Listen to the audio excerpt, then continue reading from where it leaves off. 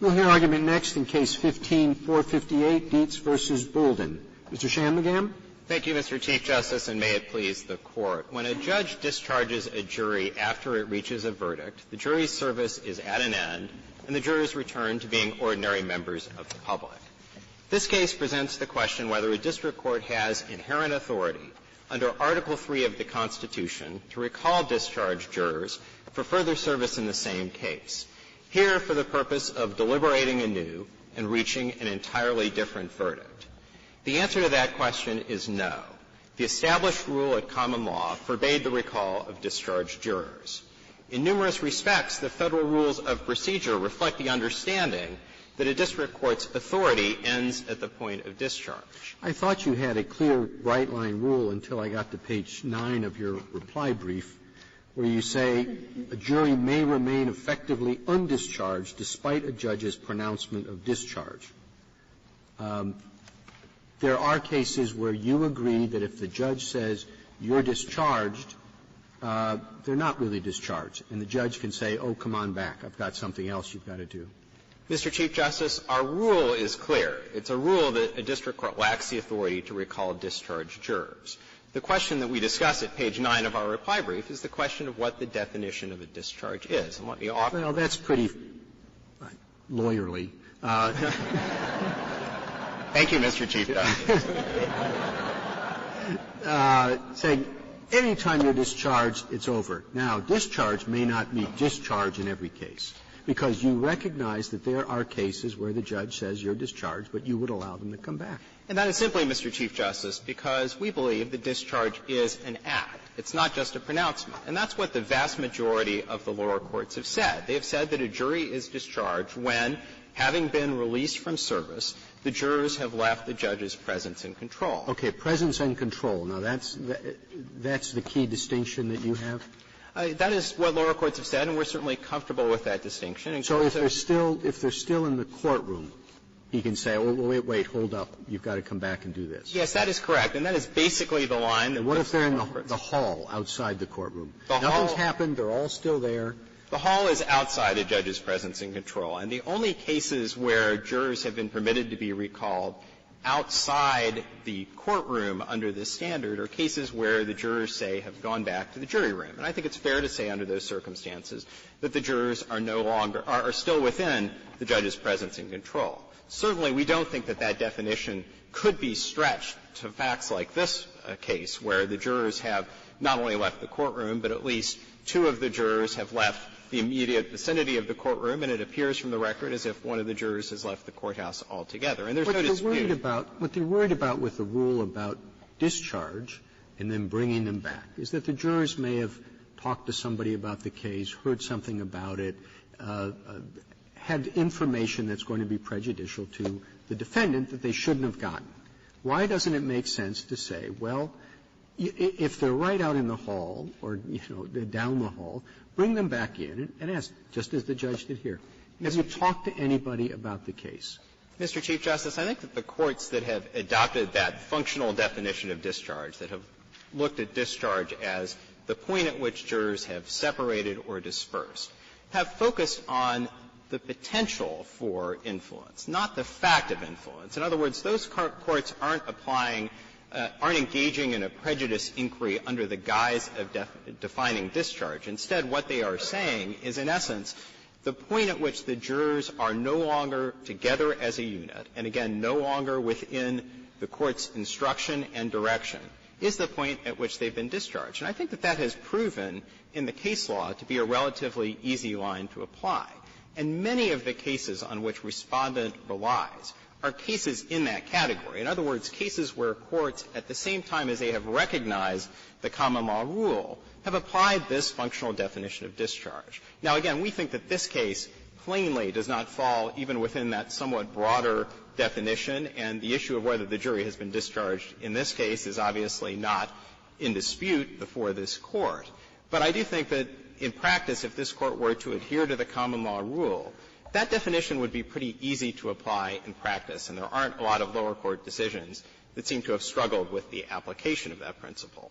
And once you take those – I was just going to say that once you take those cases away, Respondent really does not have very much by way of common law authority on which to rest. Are you confirming that you're not raising a constitutional barrier to the recall of juries? Yes, I think we have consistently made the point all along that this issue obviously implicates the underlying right to a fair trial, and the rule that we're articulating is certainly protective of that interest, but it doesn't in any way. But not directly. Yes, that is correct. In most fair trial analyses, we look to prejudice. You don't get a fair trial unless there's a likelihood of prejudice. So why is it that we would make an absolute rule barring the recall of the jury except in the circumstance you're conceding? Why don't we go back to what the Chief Justice said? Why aren't we looking for more specific prejudice? Justice Sotomayor, that is for the simple reason that we believe that this is really a question about a district court's authority. And in analyzing whether a district Well, there's no statutory bar.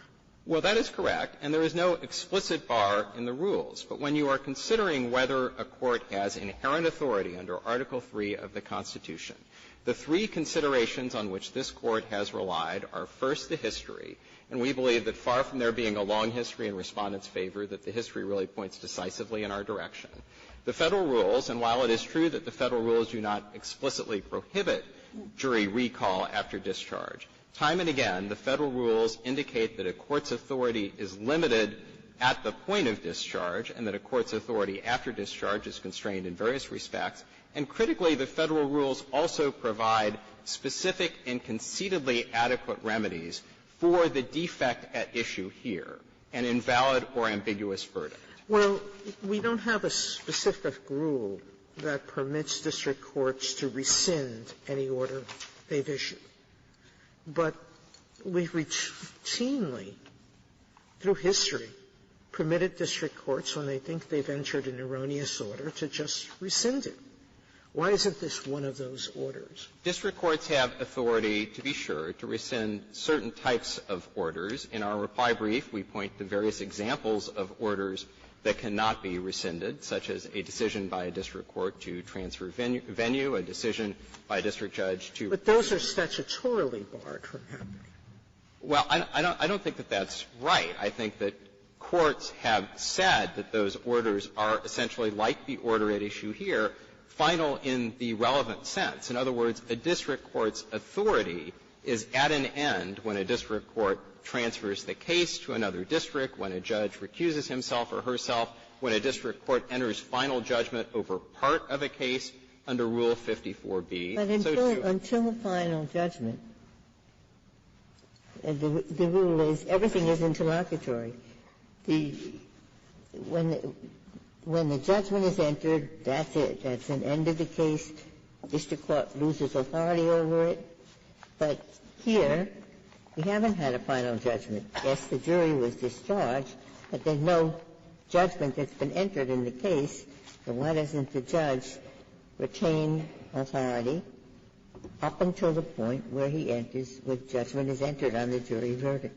And, Justice Ginsburg, all of the examples to which I just pointed are orders that, notwithstanding the fact that final judgment in the case has not yet been entered, are nevertheless orders that the entering judge cannot revoke. And so, too, here, our submission is a quite straightforward one. It is that the act of discharge denotes the point at which a district court's authority over the jury is at an end and the jury's authority over the case is at an end. And to finish my answer to Justice Sotomayor about the Federal rules, I think it is critically important here, for purposes of analyzing whether there is inherent authority, that there are specific and concededly adequate remedies for correcting an invalid or ambiguous verdict, both before discharge and after discharge. So first, before discharge, we certainly concede that before the jury is discharged, a district court has the authority to recall the jury, and it's not even recalling the jury, it's simply re-instructing the jury and ordering the jury to engage in further deliberations. That conspicuously did not take place here, notwithstanding the fact that both the district court and Respondent's counsel acknowledged that a verdict of $0 would be invalid. After discharge, there are actually two remedies The first is the remedy of a new trial, and we certainly think that that has long been the remedy for the type of defect at issue here, a verdict that is contrary to the weight of the evidence, and indeed not only contrary to the weight of the evidence, but contrary to any of the evidence. The other remedy, which I do want to focus the Court's attention on, is the remedy that is provided in Civil Rule 60A, and that is the remedy that enables a district court to essentially conduct a streamlined proceeding to correct clerical errors and oversights and omissions in a judgment. And so in the other major category of cases on which Respondent relies, those are cases in which there were simply mistakes in the original verdict, cases where two verdict forms might have been found in the record, or cases where the recorded verdict. In your view, let's suppose the jury were truly discharged and they were away for a day. But the judgment hasn't been entered yet. Could the judge amend the judgment or state in the judgment that $10,000 be awarded? No, for the simple reason that I don't think you would know what a correctly instructed jury would have done in this circumstance. And indeed, in this case, the further complication was that the jury was required not only to award the $10,000 in stipulated damages for past medical expenses, but also to award some amount for future expenses. And indeed, when the jury came back, it returned a verdict of $15,000. So I don't think that that could have been done in this case. What if the jury is discharged and the judge is looking at the verdict and, I don't know, shows it to lawyers and says, okay, it's $28,000. The lawyer says, no, that's a 3. It's $23,000. I mean, can the judge just stop the jury and say, well, here, what is it? Is it 28 or 23? The proper remedy in that circumstance, Mr. Chief Justice, would be the one that I've just suggested, namely a proceeding under Rule 60A of the Civil Rules. And in aid of that proceeding, a judge has the ability to call back the jurors, but not as a jury. That's the critical point. It can call back the jurors essentially as witnesses, and the judge could subpoena the jurors if necessary and take affidavits or oral testimony from the jurors to correct the verdict. And again, I think that that's an answer to the other significant category of cases that Respondent relies on. Those are cases where you have these various types of clerical errors, mistakes, a verdict being recorded that's different from the verdict that was actually orally delivered in court.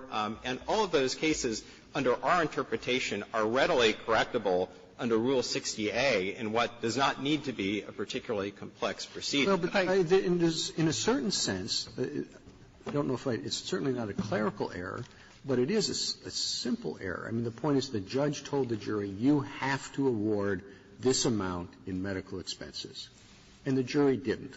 Why doesn't that fall under a different category than, questions of certainly guilt or liability or no liability? So, Mr. Chief Justice, I think it's certainly fair to say that the error in this case was an obvious one. Indeed, it was so obvious that less than an hour earlier, when the jury issued a note asking about whether the damages had already been paid, again, both the district court and Respondent's counsel acknowledged that if this was heading in the direction of a $0 verdict, that verdict would be invalid.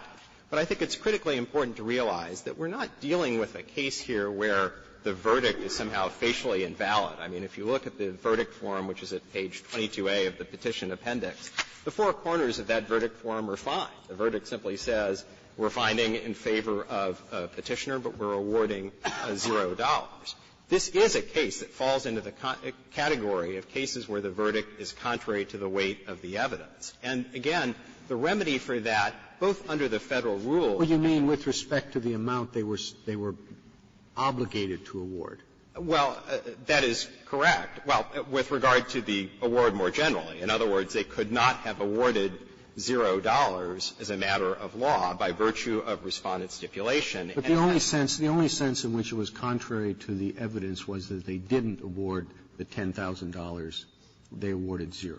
If they had, well, plus some amount for future medical expenses. But my point is simply that even at common law, the remedy in these circumstances has always been a new trial. So in other words, Rule 59B is not some newfangled invention. If you go back and look at the cases prohibiting the recall of discharged jurors, going all the way back to Loveday's case, the case that we cite from the Exchequer from 1608, those cases say that the remedy in these circumstances is a new trial. Well, may I ask you about the basis for the legal rule you're asking us to adopt? Let's just assume, for the sake of argument, that there isn't any Federal rule that sheds very much light directly on this question. So then your argument seems to come down to 2 points. One is that there's nothing that gives the expressly or maybe even by implication gives the trial judge the power to do this. But trial judges do hundreds of things that are not expressly authorized by rule. So we certainly couldn't adopt that rule. A Federal trial judge can't do anything unless there's a rule that says that the judge can do it. Trials would come to an end. The other is based on the common law, but there were all sorts of common law procedures and procedures that continued into the 19th century that have been abandoned in modern practice. So you want us to say that if there was an established practice at common law and into maybe the late 19th century, trial judges today in the Federal courts must follow that rule unless there's something that gives them a dispensation. So, Justice Alito, we're certainly not here arguing that there has to be an express grant of authority in the Federal rules. And it certainly is true that Federal courts have broad authority to structure their proceedings as they see fit while the case is pending. And I think if you identified various specific procedures, you would find that they would comfortably meet the standard for inherent authority. So to take the government's seemingly favored example, in limine rulings by district courts obviously have the inherent authority and indeed the express authority to make evidentiary rulings, and the question of the timing of those rulings is simply incident to the exercise of that authority. Our point is simply that to the extent that a court has that broader authority, it has never been understood to confer the specific authority to recall discharged jurors. And to get back to the Federal rules, because I really don't think that this is a case where the Federal rules are silent on the issue. Well, before you do that, what rule should we adopt with respect to common law practices, common law trial practices, or 19th century trial practices? Courts have to follow them unless there's something that says they don't? No, not at all. And the perfect example of that is sequestration. Again, certainly a district court has the inherent authority to sequester the jury, but a district court is not bound to adhere to that practice simply because that was the practice in 1789. Our argument is simply that you have to look, under this Court's decisions on inherent authority, to the history. And in the absence of a long history, you should not be recognizing an inherent authority, at least absent some necessity. And that's really what this case boils down to. Respondent and the government's argument at the end of the day turns entirely on considerations of efficiency. It turns on the argument that it's going to be more efficient in at least some of these cases to recall the jury rather than to conduct a new trial. But it has to be absolutely necessary. What should the trial judge at one point jurors weren't allowed to eat during deliberation. So what did the first trial judge who said it might be a good idea to allow them to have lunch? What was that absolutely necessary? What would be the thought process? The district court surely has the authority to permit the jury to eat. And that just and this just sort of goes back to the question of, you know, what is the affirmative source of the authority here? And this Court has never in its inherent authority cases, as Respondent freely concedes at page 39 of his brief, said that efficiency alone is a sufficient justification for the exercise of inherent authority. And again, this is where the Federal Why not? Why not? Why isn't it? I mean, it's very expensive to have new trials. Hardly anyone can use a court. Even calling all these jurors back as witnesses costs money. And you're arguing that rather than it's going to, okay, that's their efficiency argument. And the difference here turns on whether the juror is still in the courtroom or whether they've gone into the hallway and is asked, did anybody talk to you? No. Okay? Now, if it saves a lot of money And that's the only difference. Why don't we say the efficiency argument's what counts? It matters to people. It means whether they can get their cases resolved or not. So, Justice Breyer, in analyzing questions of inherent authority, this Court has never engaged in policy balancing. It is focused on three considerations. It's focused on history, the rules, and on necessity and the availability. We never have. I'll look it up. But why don't we begin? Well, if this Court wishes to engage in policy balancing. Oh, no, we don't need B word. It saves people a lot of money, this particular exercise, and there isn't really much reason in terms of fairness not to do it. And I'm not sure that that is always going to be true. And I think that Respondent and the government in their briefs try to sort of set up this dichotomy between technical defects in the verdict on the one hand and burdensome new trials on the other. With regard to technical defects in the verdict, truly technical defects, those can be corrected short of a new trial under Rule 60A. And recall of the jurors is going to be burdensome in cases such as this one, where the jury is being asked not simply to correct a technical defect, but to deliberate anew and to reach an entirely different verdict. And I would respectfully submit that of all of the cases in Respondent and the government's briefs, they will be hard-pressed to identify any case that actually fits that pattern, where a district court is being told, a district court is telling a jury to go back and reach an entirely different verdict. But with regard to the policy considerations, I do think that there are policy considerations that strongly support the bright-line rule that we are advocating.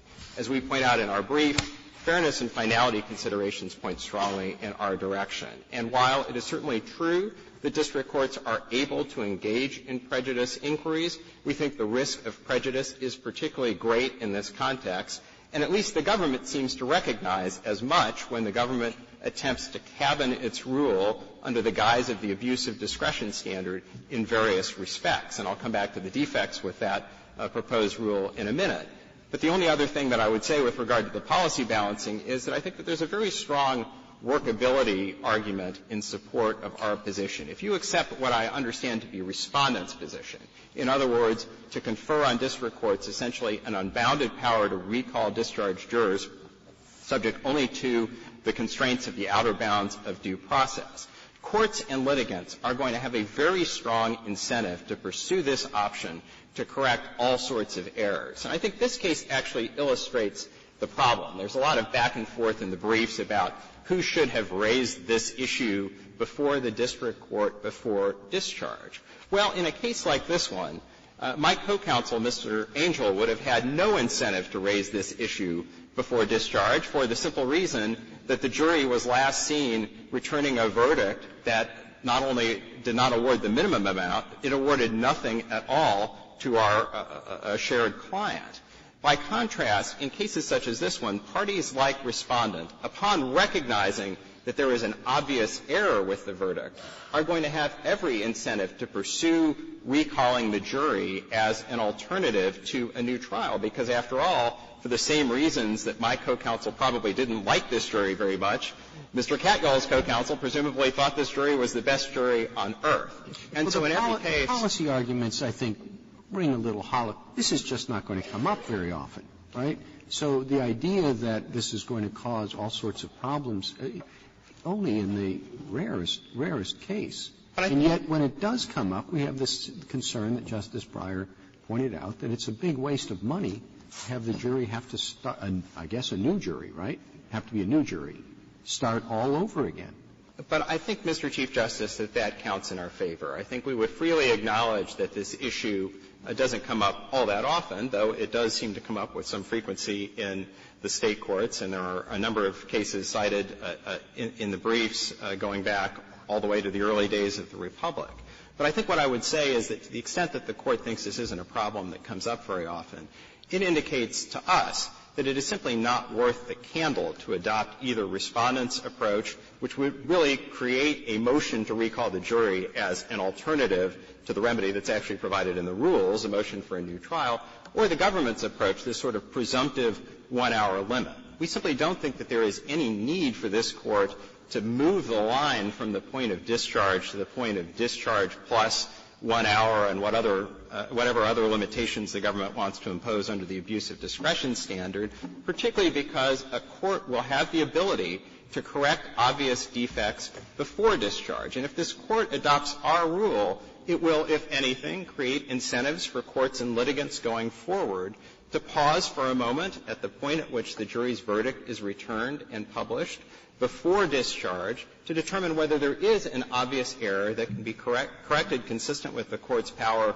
to do so prior to discharge. And we freely acknowledge that if a court wants to, for instance, take a short recess at that point, it can do so. And to the extent that the specter is given of elaborate new trials in complex cases where the trials have been particularly lengthy, I would respectfully submit that it is precisely in those cases where courts and litigants ought to have the incentive to do that. And the last thing I would say before reserving the balance of my time for rebuttal to get back to Justice Alito's question is that with regard to the federal rules, we're not just pointing to the specific rules like Rule 48 and Rule 51, the rules on polling and the rules on instructing juries. We're pointing as well to Rule 59A2, which is the rule that says that in non-jury trials, a court has the authority upon receiving a motion for a new trial to conduct further proceedings, to take evidence, to reach a different judgment, but conspicuously does not confer any such power in jury trials. And that, to us, while not an express prohibition on the recall of discharged jurors, is the next best thing. I would respectfully reserve the balance of my time. Thank you, counsel. Mr. Katyal. Thank you, Mr. Chief Justice, and may it please the Court. As the Chief Justice and Justice Breyer have indicated, under Petitioner's rule, a trial lasting a week, a month, a year would have to be entirely redone just because one juror took one step outside one courtroom 1 minute after a verdict. Now, Petitioner says that new trial is required not because of anything in the Constitution or Justice Sotomayor actual prejudice, but because of inferences that he draws from the federal rule. Mr. Katyal, my problem is I have problems with his rules, I have problems with yours. So you got to, and I think it's some of what the government is saying. Putting aside the questioning here, which troubles me in its adequacy, okay? It's not uncommon, it was perhaps uncommon in this case, for families to be crying outside of courtrooms, for families to be talking to each other and visibly expressing either their pleasure or displeasure at what a jury did.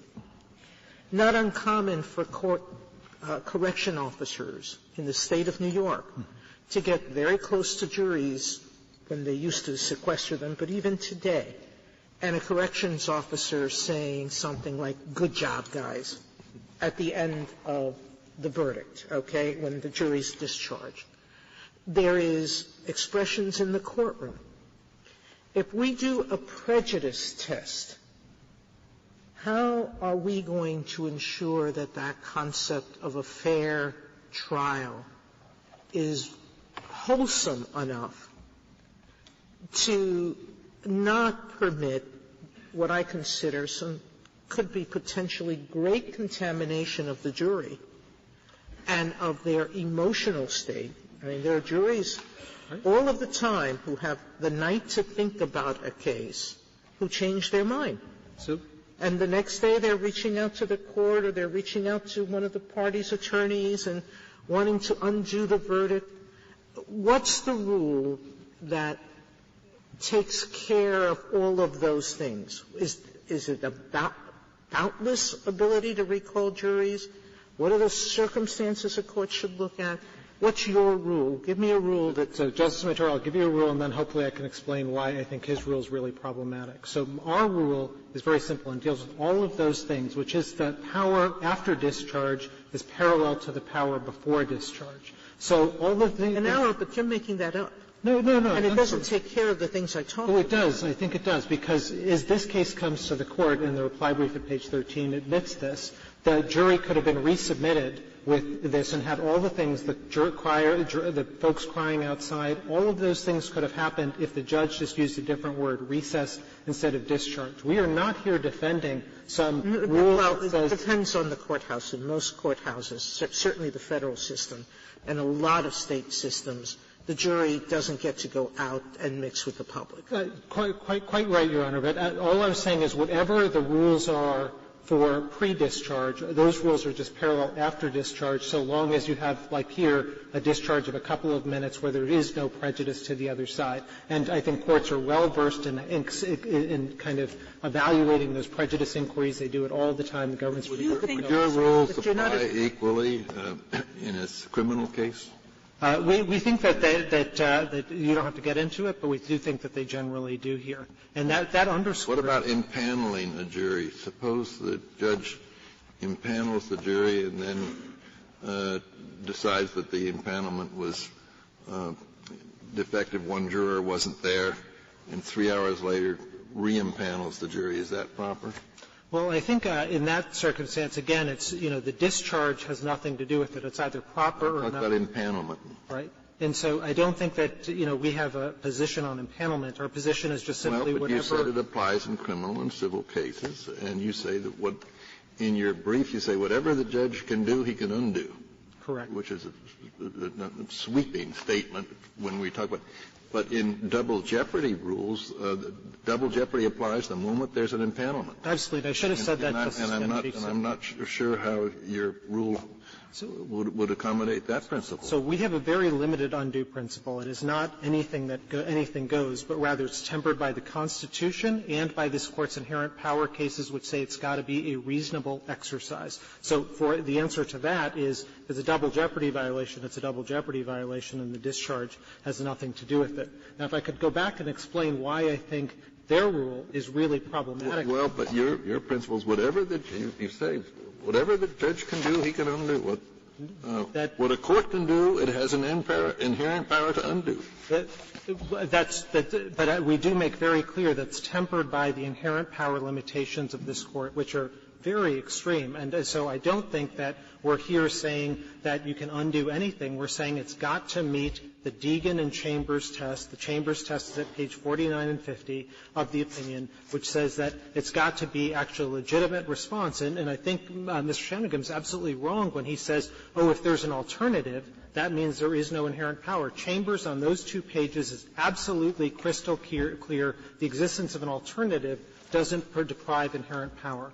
Now, our concern about their rule, and again, going back to the first questions the Chief asked, it's not even clear what their rule is, because for most of this case, before the entire Ninth Circuit and the blue brief, the rule was a magic words rule, which was discharge ends things. Now, the word discharge ends things. Now the rule happens to be a geographic limitation. By the way, his reply brief at page 10 has yet an entirely different rule, which is the Burlingame rule, which is you can, even after discharge, even the next day, have the jury come back and reorder and impose an additional verdict. So I'm not sure you're the one that should be complaining about a rule that's not very clear. I mean, yours is basically look at all the circumstances, have the judge ask the questions, and particularly it's a variant on what I asked earlier, particularly if this doesn't come up very often. It seems to me to make some sense to say it's a bright-line rule. We don't want to waste courts' time, figuring out whether there's adequate prejudice, how far is too far.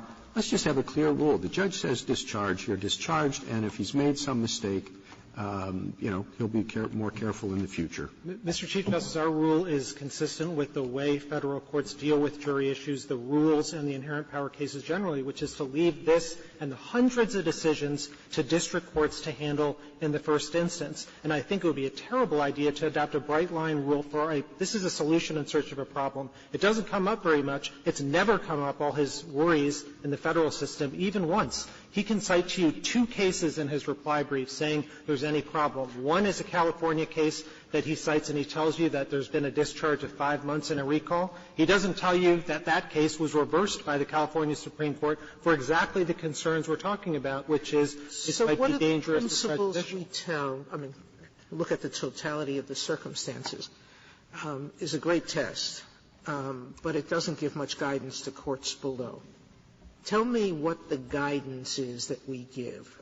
I'm thinking of something like if they've been exposed to any extraneous reactions, words, information, conversation, I can go on with a list of verbs, but you can't recall it, Are there any limits to this power? Oh, there are strong limits, and those limits are found, for example, in the Ninth Circuit's decision below, which says that it's got to be a short recall.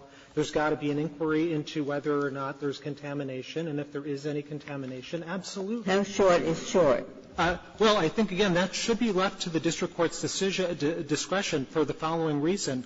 Cases vary in all sorts of ways. Sometimes the trial lasts a year and a half. Justice Sotomayor and Rousseau, I think your trial was 1.5 months. And you wouldn't want to necessarily throw something out for quite the same length of time. And in some cases, the jury is just asked a very simple question that they have to answer. And so it might be something that could be more than a couple of minutes. So I think how about geographically? You wouldn't draw a line at, say, the courthouse door. Once they leave the courthouse, that's it. But while they're in the court, it's okay? I think the federal case law on this is clear. Actual prejudice is the inquiry. And if you adopt his test, what is that door? Do you have to have an NFL referee to adjudicate whether or not someone's outside the threshold of the door or inside? I just think that gets very unworkable. I think there's no reason to do that. You have to question each juror. Now, when you went out on the street, did you talk to anybody? I think that would be preferable, but I do think an en masse, questioning, depending on the circumstances of the case, may be appropriate. So something like this, in which it's just a couple of minutes, and there's no allegation whatsoever of any actual prejudice that anyone talked to anyone besides the clerk of the court, I think that that's perfectly appropriate. But in a different case, absolutely, I'd be different. Mr. Cardio, I wonder whether there's one difference between the post-discharge case and the pre-discharge case. You've been talking a lot about contamination and outside influence, and there it seems as though the inquiry is roughly the same. But there's another way in which the post-discharge case seems different, which is that once you are discharged, you just take off your juror hat psychologically, mentally, and you start thinking about a case in a different way. And you start even wondering whether when you had your juror hat on, you were thinking about it in the right way. Mm-hmm. And I wonder whether that is a difference that makes a difference in this context. I can certainly see a federal court, particularly if the length of discharge is lengthy, getting into that and saying that's why we're not going to have a recall. But, no federal court ever has adopted the version has adopted that argument or Mr. Shanmugam's argument and said the courts lack authority for that reason. Now, maybe the Rules Committee at some point wants to get into that and say we're really concerned about people taking their hat off in this psychological difference. But that is not something either in the rules, and it's certainly not something that this Court's inherent power. That's not going to help state courts if we adopt a federal rule. I mean, I'm looking for a principle that would apply for where this problem occurs the most often, which is state court.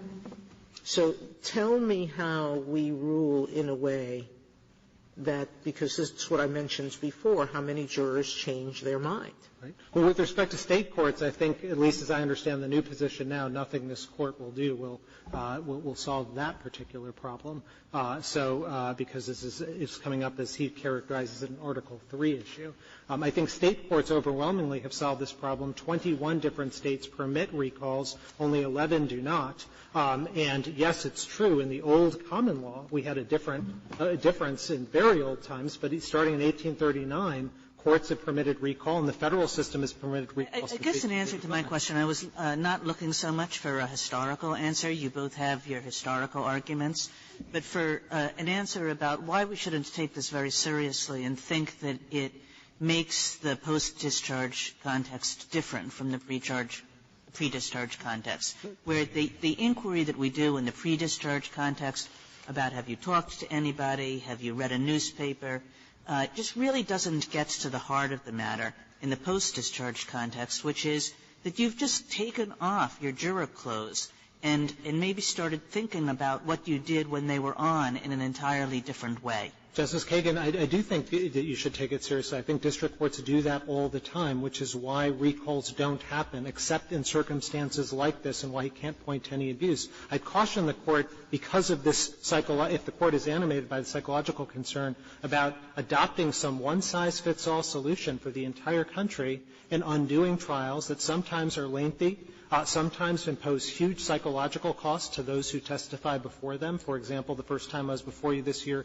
in Kansas versus Carr, the court was very concerned about the Wichita murders and the witnesses having to retestify. But that's his rule. he's going to force redo in all of these cases. That is, that is certainly not the efficient result, and we're certainly not saying efficiency is the only thing, as our brief makes clear on the pages. When the jurors come back, do they get re-sworn? I mean, the judges just said, thank you very much for your service. You are now discharged. You are no longer jurors. Then he recalls them. Do they get sworn in again as jurors? I think that would be the preferable thing to do, but again, in response to Justice Kennedy, what were happening in a case like this is they're undoing their earlier pronouncement of discharge, returning it to the status quo ante, and then you have that swearing again, that you have effectively that first swearing working out. And here, as this case comes to the Court, there's no allegation whatsoever that there was any prejudice to Mr. Dietz from the recall. Again, you would apply the same rule in a criminal case? Again, I think the Court shouldn't get into it, but in general, inherent power decisions are treated the same way. But, a defendant who thinks he's been acquitted, 5 minutes later, an hour later, can find out that he's guilty?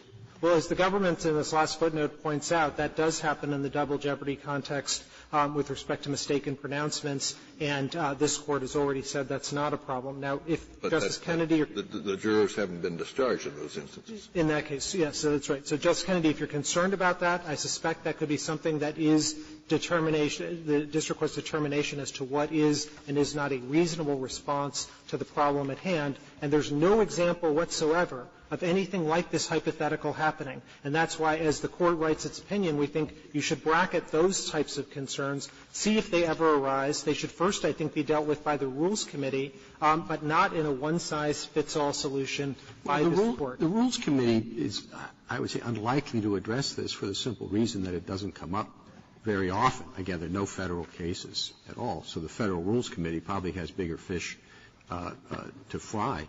How long was the trial in this case? This trial was 2 days.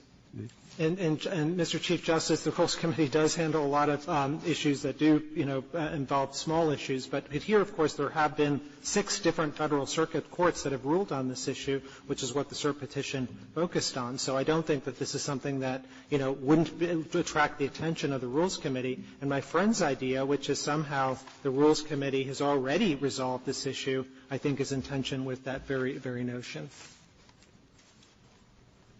There are no further questions. Thank you, counsel.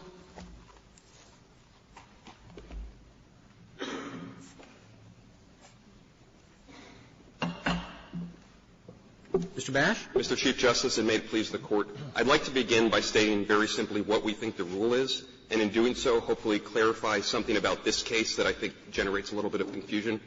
The rule we would apply is that if this is a situation where before the discharge, the judge could have sent it back to the jury with a clarifying instruction, then the mere formal pronouncement of discharge does not bar the judge from doing that in a situation where no actual prejudice would result.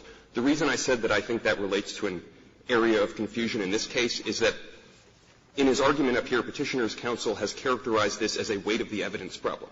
But that's not how Petitioner or the judge understood the problem below. They understood the problem as a legally impermissible verdict that demonstrated that the jurors were confused about the instructions. And Petitioner has not contested, as this case comes to the Court, that the judge could have sent it back to the jury before discharge. I'm not sure that's true if the judge says, well, I think it's against the weight of the evidence. That would arguably be coercing a verdict. So as the case comes to the Court, it is conceded that the judge could have sent it back before discharge. The only question, as I understand it before this Court, is whether the formal pronouncement of discharge irrevocably barred the Court from rescinding the discharge and resubmitting the case. And for the reasons we've set out on the brief, we think the prejudice standard comports with how this Court always thinks about jury impartiality issues. In far more extreme circumstances, take the foundational Remmer decision. That was a criminal case in which a juror, there was an attempted bribe to a juror, and then an FBI investigation of that juror for the attempted bribe. And so the juror had a huge incentive to acquit at that point, because he's been bribed by the defendant to convict, because he's been bribed by the defendant to acquit. The FBI knows he's been bribed. And what this Court said in Remmer is it is an actual prejudice determination after a hearing, and it's within the discretion of the district court, subject to abuse of discretion review, how to remedy even that kind of problem. And that's a very significant problem. And it's the same thing when, for example, a judge forgets mid-trial to admonish the jurors to avoid outside influence, which is parallel to the situation here with one caveat which relates to Justice Kagan's question earlier, in that the jurors are exposed to outside influence without an instruction, and even in that case, courts have been uniform in saying, courts have been almost uniform. I think there's an Eighth Circuit decision that went the other way, in saying that you conduct a prejudice inquiry. Now, Justice Kagan's question was, is there something different post-discharge? And I think it may be reasonable to think that at some point post-discharge, it's kind of like getting out of the bar exam, where you've studied all the stuff, you remember it, but now the commercial paper information is, receding from your brain in a way that it wouldn't before the bar exam. But I don't think that's, and I think a district court could properly take that into consideration, but I don't think that's true a few minutes after the discharge. It's one thing to say when you get home and you go back to your spouse or your friends and you say, this is what we did, and they say, wow, I can't believe you did that, that's going to cause you to start to reconsider your verdict as a citizen, not with the juror hat on. But here, it was a few minutes. Everybody concedes it was a few minutes. At the time, Petitioner's counsel, I think this is on 27A of the PET app, said, I don't think the jurors talked to anybody about the case. They were talking to the clerk about other stuff, about reimbursement.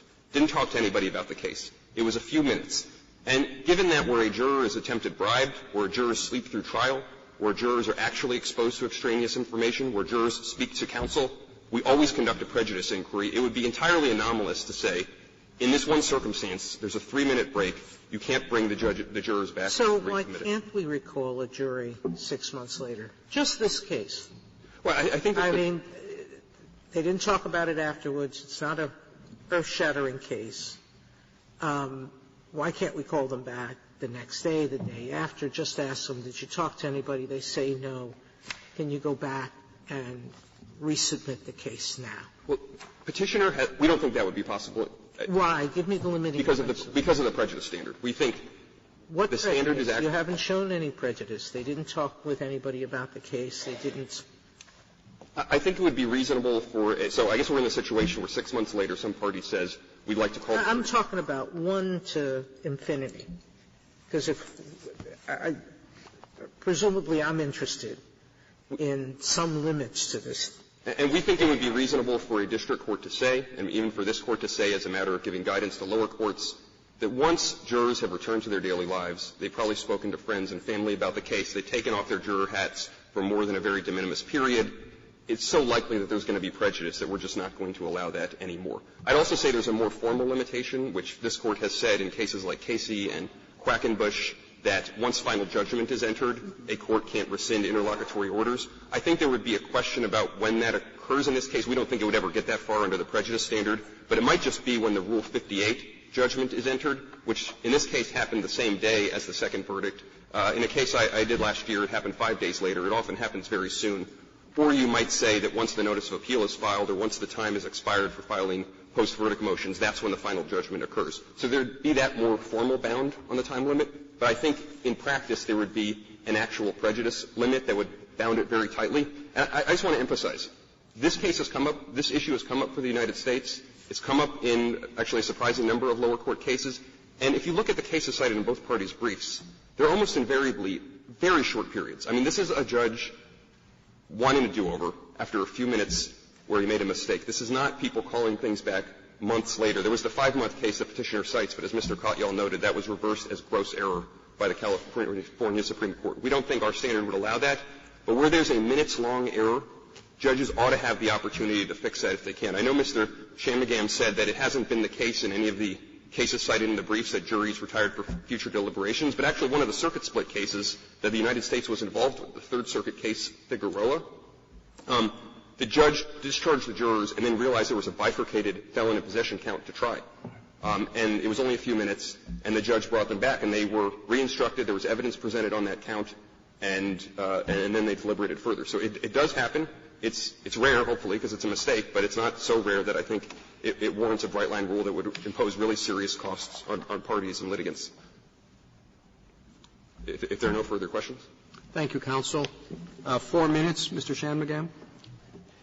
Thank you, Mr. Chief Justice. The rule that we are proposing to the Court is a simple one. It is that, consistent with the common law and the Federal rules, a district court lacks the authority to recall discharged jurors for further service in the same case, with discharge being defined as the point at which a jury released from service leaves the judge's presence and control.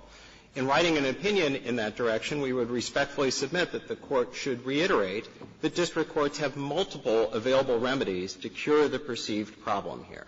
Again, we do freely concede, as Mr. Katyal points out, that a district court has the authority to re-instruct the jury and to order the jury to engage in further deliberations prior to discharge. And that will take care of many of the cases in the category of obvious errors. After discharge, it is true that a court has the authority to recall jurors, but not for the purpose of reconstituting them as a jury. Instead, simply for the purpose of correcting clerical errors and other oversights in the judgment. And where the errors are more substantial, however — oversights? Clerical errors, I understand, and that's what the Rule 122 deals with, clerical errors. But you said and others. So what's the others? Well, I think that the others are these cases like the ones I referred to in my opening argument where, a jury returns 2 verdict forms and the question is which verdict form is the correct one. In other words, courts have the authority to deal with situations where what you're trying to do is to intuit the jury's intent at the time of the original verdict, to take evidence on historical facts concerning what the jury actually did. And the relevant Federal Rule of Evidence, Federal Rule of Evidence 606B, makes clear that that is an exception to the ordinarily applicable rule that evidence from jury deliberations is inadmissible. And, of course, finally, the last available remedy is to order a new trial. And, again, however you characterize the error at issue here, whether you characterize it as a verdict that's contrary to the weight of the evidence or an instructional error, a new trial has always been the default remedy in those circumstances. I think that the problem with Respondent and the government's rule was well pointed out in Mr. Bash's argument. To the extent that the driving concern here is prejudice, the government's limitations, proposed limitations, really don't make a lot of sense, and neither does Respondent's suggestion made for the first time at oral argument today that there is a limitation on the time period in which juries can be recalled. And that is for the simple reason that you can have a jury that's been out for a long period of time where you don't have prejudice, and conversely, you can have prejudice almost instantly, particularly in the world of smartphone communications. And the rule that this Court articulates here is going to apply in civil and criminal cases alike. And, Justice Ginsburg, the final judgment limitation really provides little solace in the criminal context, because when a jury returns a verdict, final judgment is typically not entered until after sentencing, which, again, typically takes place sometime later. And at bottom, the question in this case is really whether extending a court's power beyond the point of discharge is worth the candle. And again, in light of all of the available alternatives in this situation, we would respectfully submit that it is not, and that the judgment of the Ninth Circuit should therefore be reversed. Thank you. Thank you, counsel. The case is submitted.